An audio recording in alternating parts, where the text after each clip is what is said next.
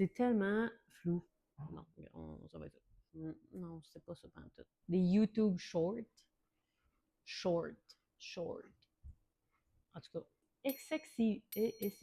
Excessif. Excessivement. Ouais. Excessivement. On y arrive.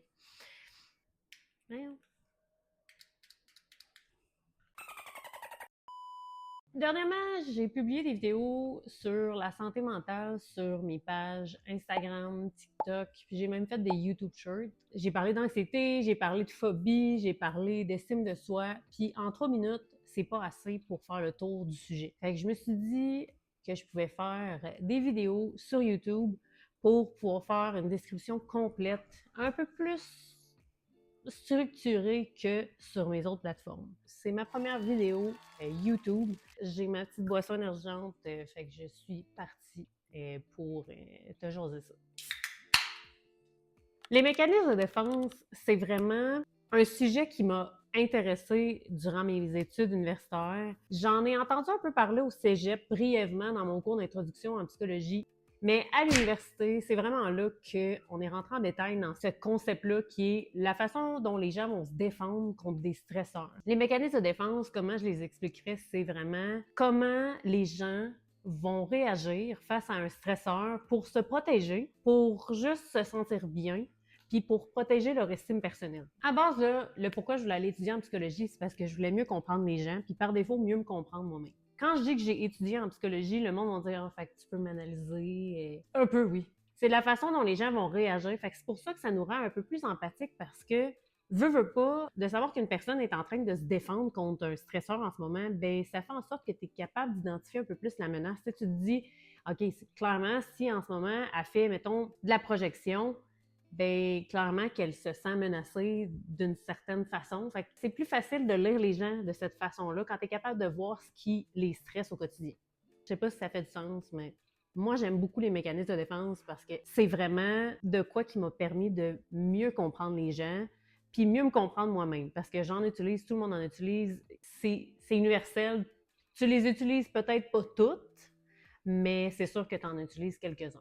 Il y a 7 niveaux, fait que ça va du niveau le plus mature au niveau, mettons, là c'est en psychodynamique, qui est une approche de la psychologie. Ils vont appeler ça le niveau un niveau psychotique. Fait que c'est une réaction qui est psychotique, mais c'est pas que la personne est psychotique, c'est vraiment pas ça. Le psychotique ici est utilisé pour décrire sa réaction face à la chose. Puis là, je vais te parler des différents mécanismes de défense, puis tu vas te reconnaître là-dedans, c'est normal, c'est des réactions que tu as déjà vu quelqu'un utiliser, tu as déjà vu une personne agir de cette façon-là ou tu les utilises. Il y a certains niveaux aussi des mécanismes de défense qui sont pas conscients. Fait que le premier niveau des mécanismes de défense, ça va être le niveau adaptatif élevé.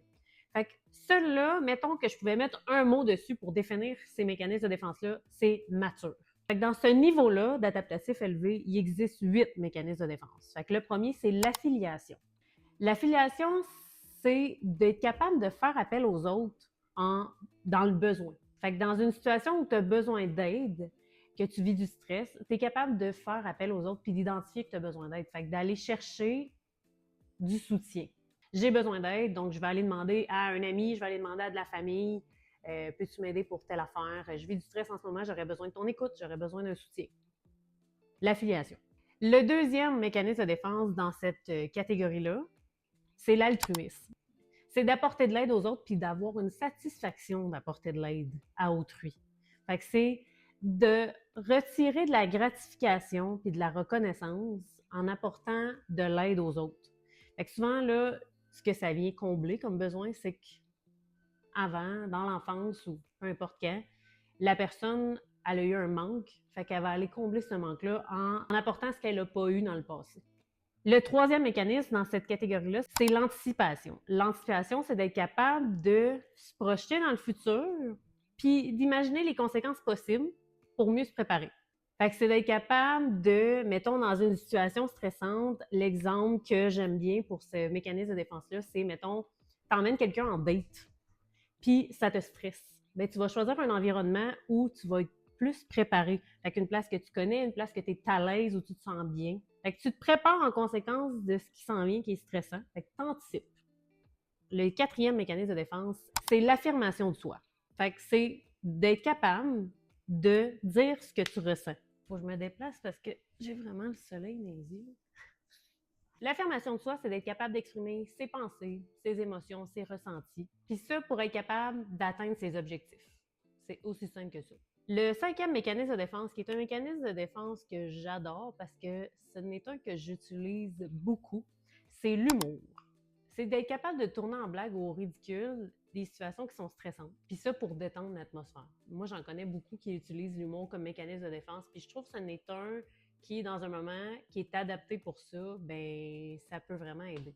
Le sixième mécanisme de défense, c'est l'introspection. L'introspection, ben on en entend parler quand même, c'est d'être capable de se questionner sur qu'est-ce que tu ressens, qu'est-ce que tu penses, pourquoi tu agis de telle façon, pourquoi j'ai agi de telle façon dans cette situation-là, ah, ça doit être pour ça, j'étais stressée, non.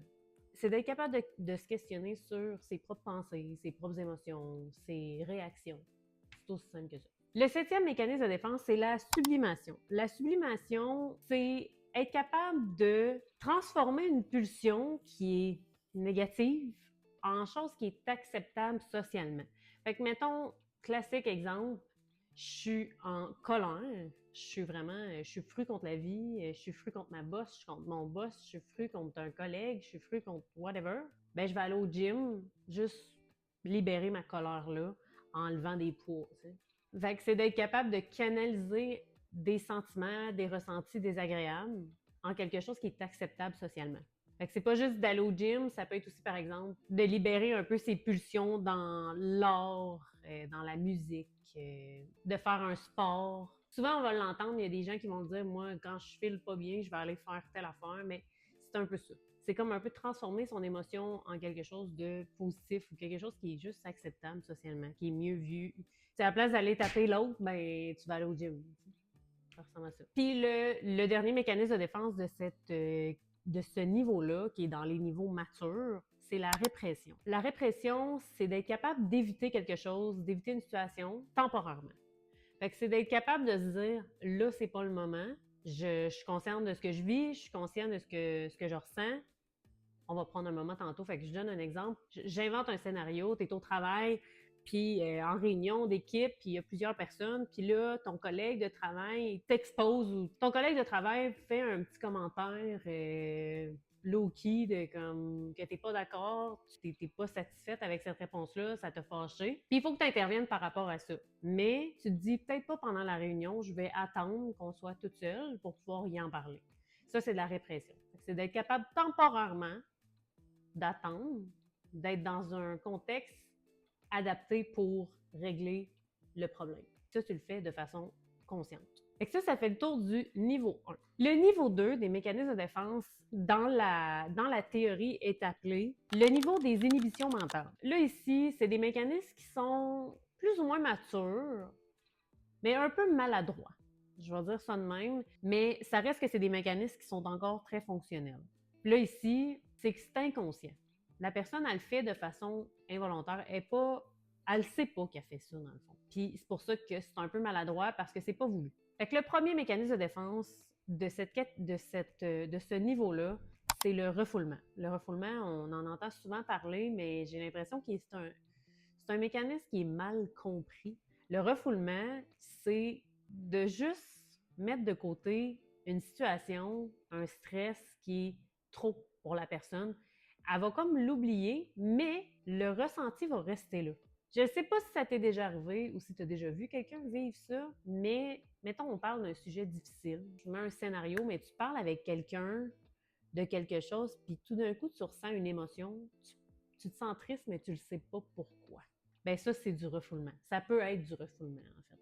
Parce que tu as oublié le pourquoi du comment, mais le ressenti est là. Fait que pourquoi tu es triste, tu le sais pas, mais l'émotion est toujours présente puis elle se ressent. Mais le pourquoi cette émotion-là est là, on s'en souvient plus. Fait que ça, c'est du refoulement. Fait que c'est vraiment d'expulser de façon involontaire de sa conscience la chose qui est désagréable, en fait. Le deuxième mécanisme de défense, c'est du déplacement. Le déplacement, c'est un mécanisme que je trouve bien drôle. C'est un mécanisme qui est quand même assez fréquent, je trouve. Parce que, je te mets en contexte, là, c'est sûr que tu as déjà été témoin de ça. Quelqu'un qui rentre du travail après une grosse journée, puis qui s'enfarge des souliers des enfants qui traînent dans l'entrée, puis qui explose de colère. Le déplacement, c'est de déplacer l'émotion ressentie qui est désagréable sur quelque chose qui est plus facile. C'est beaucoup plus facile d'exprimer de la colère ou de l'insatisfaction vis-à-vis tes enfants, ton partenaire, ta partenaire, que ton patron. Quelqu'un qui a eu une journée difficile au travail, son patron il a fait une remarque, puis il ne peut pas répondre. T'sais, à cause de la position d'autorité, tu peux pas vraiment répondre à ton patron, fait que tu le prends. Ouais. La personne qui a eu cette remarque-là, qui a ravalé sa colère vis-à-vis son patron, puis là, qui arrive chez elle, qui s'enfarge dans les souliers de ses enfants, puis que là, elle éclate, ben ça, c'est du déplacement. Tu déplaces l'émotion sur quelque chose, sur quelqu'un, sur quelque chose qui est plus facile à libérer. Le troisième mécanisme de défense, c'est la dissociation. La dissociation, c'est, comme dans le mot, c'est quelqu'un qui va se dissocier de lui-même, de elle-même, parce que l'événement vécu est trop stressant. Ça, c'est dans des contextes traumatiques, là, dans un événement c'est troublant. Là, la personne, elle va se dissocier. Fait que c'est comme si elle n'est plus dans son corps. Puis là, tout va être atteint quand la personne va vivre la dissociation. Ses pensées, sa mémoire va être touchée. Ça peut être une réaction face à des événements traumatiques. Fait que c'est que la personne va quitter son corps, va se dissocier de son corps pour éviter les ressentis, les émotions qui s'y rattachent. Fait que pour la dissociation, c'est en contexte d'émotions extrêmes. Le quatrième mécanisme de défense dans le deuxième niveau, qui est d'inhibition mentale, c'est l'intellectualisation. L'intellectualisation, ce n'est un que j'ai eu un peu de la misère à comprendre au début. Je le mélangeais beaucoup avec la rationalisation, que je vais parler, est un petit peu plus loin dans les niveaux. L'intellectualisation, c'est quand quelqu'un va utiliser un peu trop de termes compliqués pour expliquer quelque chose. C'est justifié, mais avec un vocabulaire avec un vocabulaire qui est excessivement abstrait, on va dire ça de même. Puis la personne va généraliser beaucoup de choses pour venir minimiser un peu ce qu'elle ressent ou ses émotions. Fait que je donne un exemple, qui est l'exemple qu'il y avait dans mes livres quand on étudiait à l'école les mécanismes de défense. Le patient se fait poser la question par rapport à sa tristesse vécue pour une certaine situation, va répondre avec un ton assez détaché. Ma tristesse est la conséquence inévitable des attentes extrêmes de mes parents vécues durant mon enfance. C'est un peu ça, l'intellectualisation. C'est dire beaucoup pour vouloir dire pas grand-chose, finalement. Le cinquième mécanisme de défense, c'est l'isolation de l'affect. Fait que c'est d'isoler l'affect, qui est l'émotion. Fait que c'est de se détacher, c'est de séparer l'événement de son ressenti. Une personne qui va parler d'un vécu traumatique sans émotion. C'est vraiment ça. C'est de détacher les émotions qu'elle a ressenties par rapport. C'est pas volontaire, là, mais elle va le faire inconsciemment, va parler de quelque chose sans émotion. C'est comme ça qu'elle se protège face à ça. Le sixième mécanisme de défense, c'est la formation réactionnelle. C'est vraiment de faire l'inverse de ce que tu penses, en fait. T'aimes pas une personne, ben tu vas être super fine avec cette personne-là. On connaît tout du monde de même. C'est d'être full gentil avec ton collègue que t'aimes pas en réalité. C'est vraiment ça. Le septième puis le dernier de ce niveau-là, c'est l'annulation rétroactive. Fait que c'est d'utiliser des mots ou une action qui va venir un peu canceller la culpabilité que tu ressens du fait de vivre une certaine émotion. Ça sert à te protéger, comme tous les mécanismes de défense. Par exemple, tu vas bitcher une personne pendant des heures, mais finalement, tu vas dire non, mais ça reste une bonne personne. T'sais. C'est vraiment ça. Tu vas venir un peu atténuer la gravité des choses que tu viens de dire que tu pensais parce que tu ressens de la culpabilité du fait de ne pas aimer une certaine personne, par exemple. Dans ce contexte-là, c'est un exemple, mais c'est de dire quelque chose, puis finalement dire « Ah non, c'est pas vrai ». C'est d'annuler pour minimiser, pour venir annuler ce que tu ressens. Il y en a des fois qui vont dire « Je me trompe sûrement, mais c'est juste pour se protéger, pour être sûr de ne pas se faire canceller. » Ben, tu te cancelles avant. Tu te cancelles avant d'avoir à te faire canceller par quelqu'un d'autre. C'est utilisé par plusieurs. Le troisième niveau des mécanismes de défense est appelé théoriquement là, le niveau mineur de distorsion de l'image de soi et de l'objet. En gros, comment je peux le résumer? Ici, c'est des réponses au stress qui sont un peu plus immatures. C'est très réactif et très émotionnel comme réponse. Ces mécanismes-là vont être plus impulsifs. Ça va protéger la personne qui les utilise, mais ces mécanismes-là peuvent compliquer les relations un peu. Le premier mécanisme de défense de ce niveau-là, c'est l'idéalisation. Ici, la personne, ce qu'elle fait, c'est qu'elle va idéaliser quelqu'un parce qu'elle dépend de cette personne-là. Fait que c'est de donner des qualités exagérées à quelqu'un parce qu'elle en dépend. C'est d'accorder une grosse valeur à quelqu'un dont elle a besoin. Puis la personne, elle va retirer de la gratification suite aux réussites de la personne qu'elle idéalise. Puis c'est un peu une façon de se protéger contre l'impuissance que cette personne-là ressent. Le deuxième mécanisme de défense, c'est la dévalorisation. Fait qu'à l'inverse de l'idéalisation, la dévalorisation, ben c'est de venir donner des défauts exagérés à une personne qu'on n'aime pas. Puis ça, c'est pour augmenter l'amour qu'on a envers soi-même, pour se protéger. Fait qu'en dégradant l'autre, ben tu te remontes et tu t'accordes plus de valeur. C'est souvent vu, c'est un mécanisme de défense qui est très immature. Les gens vont le faire pour protéger l'amour qu'ils ont envers eux-mêmes. C'est de façon inconsciente. Ils s'en rendent pas compte qu'ils font ça comme ça. Il y en a que oui, il y en a qui l'utilisent de façon méchante, mais c'est pas dans tous les cas. C'est pas parce que quelqu'un l'utilise que nécessairement elle veut mal faire. Puis le troisième et le dernier de ce niveau-là, c'est l'omnipotence. Pour ce mécanisme de défense-là, la personne, elle agit comme si elle avait des pouvoirs extraordinaires. Là. Face à un stress, là, elle va se défendre comme ça. C'est d'exagérer sa propre valeur, puis d'exagérer le contrôle que la personne a réellement sur une situation. Ces gens-là peuvent dire des fois, ben moi, je peux tout faire. Moi, je peux tout faire. Moi, je suis capable.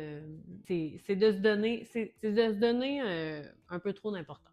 Puis ici, ce que ça vient défendre, la personne, elle essaie d'éviter de se sentir victime dans certaines situations. C'est là qu'elle se défend. Le quatrième niveau des mécanismes de défense s'appelle le niveau de désaveu. Ici, c'est comme un niveau de désadaptation puis de distorsion. En gros, ce que je veux dire, c'est qu'ici, la personne, elle va venir un peu modifier la réalité pour la mettre à son avantage puis pour se protéger tout simplement. En modifiant la réalité, ben, elle la rend moins menaçante, fait que ça l'atténue son stress. Puis ce type de mécanismes de défense-là, ben, peuvent créer des malentendus. Fait que le premier mécanisme de défense dans ce niveau-là, c'est la dénégation. La dénégation, dans le fond, la personne, ce qu'elle va faire, c'est qu'elle va refuser de reconnaître la réalité. Puis ça, parce que c'est trop douloureux pour elle. Là, je parle pas de déni. Ici, c'est de la dénégation. La personne est consciente. C'est pas aussi grave que le déni, qui est plus loin dans les mécanismes, dans les niveaux. Ici, c'est comme elle refuse d'accepter la réalité, mais il n'y a pas un changement dans ses souvenirs ou dans sa mémoire. Ici, c'est plus, mettons, par exemple, mettons une personne qui est hospitalisée d'urgence, puis rendue à l'urgence, ben, c'est stressant pour elle d'être là, ben, va modifier ses symptômes en les atténuant, en disant non, non, tout est beau finalement, parce qu'elle n'a pas envie de faire les tests, elle n'a pas envie de rester là, ben, elle refuse de vivre la réalité qui est qu'elle a besoin peut-être de traitement, elle a besoin d'être suivie, de faire des tests pour être sûre que tout est correct, mais elle va refuser. Non, non, non, tout est beau, j'ai pas besoin. Le deuxième, c'est la projection. Là, la projection, on dirait, j'en entends parler plus dernièrement. La projection, tu projettes ça sur moi. La projection, c'est de donner à l'autre ou aux autres ses pensées et ses émotions. La personne va se sentir vulnérable de ressentir certaines choses ou d'avoir vécu certaines choses, donc elle va la donner aux autres. Puis ici, dans ce niveau-là, on parle d'une projection qui est mineure. Ça veut dire que ça peut être aussi simple que de dire, mettons, dans un événement où une personne, ça ne tente plus d'être là, est fatiguée, mais elle se sent mal, elle vit de la honte, la culpabilité par rapport au fait qu'elle veut quitter, ben va s'excuser en disant oh, ben, je veux pas vous déranger plus longtemps que ça. Va attribuer aux autres le fait qu'elle veut quitter. Je sais pas si je suis claire. Le troisième mécanisme de défense dans ce niveau-là, c'est la rationalisation. J'en ai parlé un petit peu plus tôt que je faisais pas la différence entre l'intellectualisation et la rationalisation. C'est essayer de donner des explications cohérentes à quelque chose qui l'est pas. C'est qu'elle essaie de cacher un peu ses réels sentiments, ses réelles émotions, en les dissimulant avec d'autres choses. Quelqu'un qui va vivre une rupture, qui va dire, bon, dans le fond, c'est la meilleure chose qui m'est arrivée, quand à l'intérieur d'elle, ben, elle aurait voulu poursuivre cette relation-là.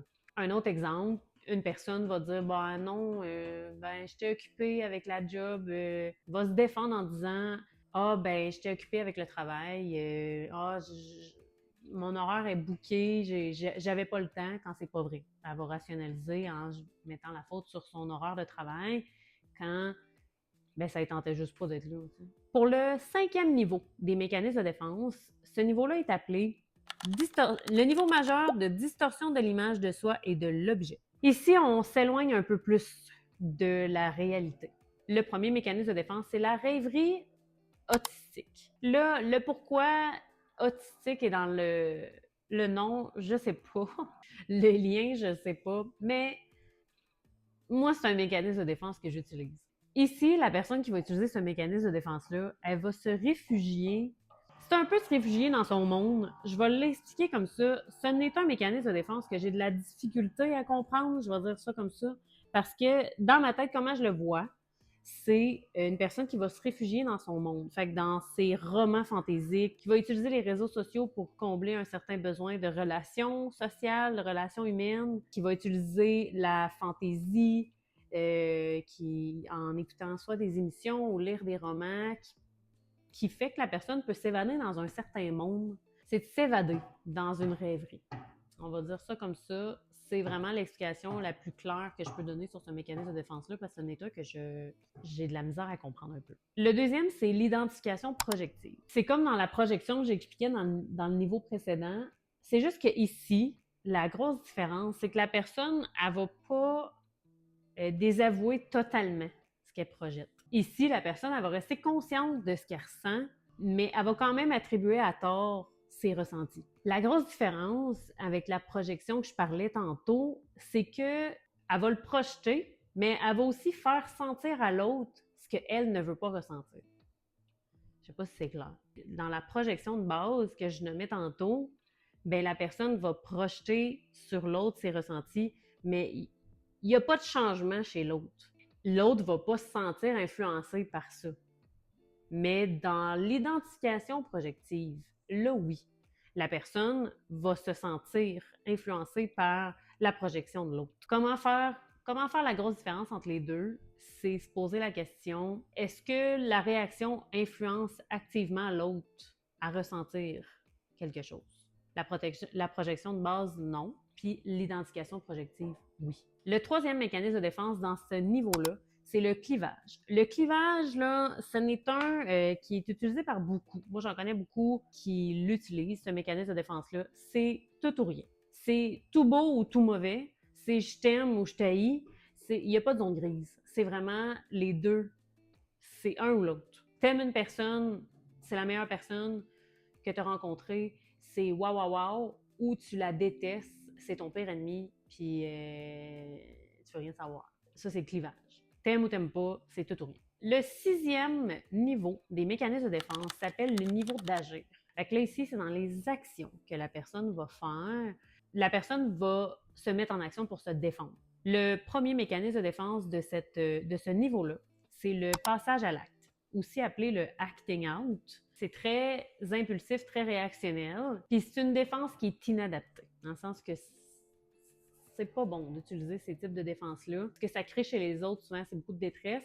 L'exemple classique que je peux donner pour le acting out, le passage à l'acte, c'est scénario typique, un couple qui ont une dispute, puis un des deux la personne qui fait du passage à l'acte va menacer de s'enlever la vie pour venir créer une réaction chez l'autre.